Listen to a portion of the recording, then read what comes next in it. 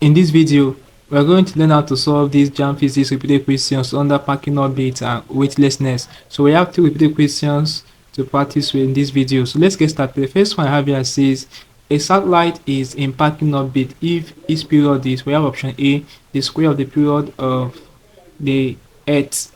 That's if its period is the square of the period of the Earth. Option B, if its period is more than the period of the Earth. Option C, its if its period is less than the period of the Earth. Option D, if its period is equal to the period of the Earth. So guys, the right option this question is option D. The period here is the timing. All right, so if its period is equal to the period of the Earth, that's when a satellite is said to be in parking orbit. All right, so the next repeated question will be this one. It says a satellite moves in a circular orbit of radius 4r around the Earth. The acceleration of the satellite is in terms of GE. So guys, the right expression, I've already solved this. So when you find the expression mathematically, you're going to arrive at G over 16. All right, so the right option is option D. Just take note of it in case the question gets repeated. Next repeated question, the last one before I call it a class, is this one.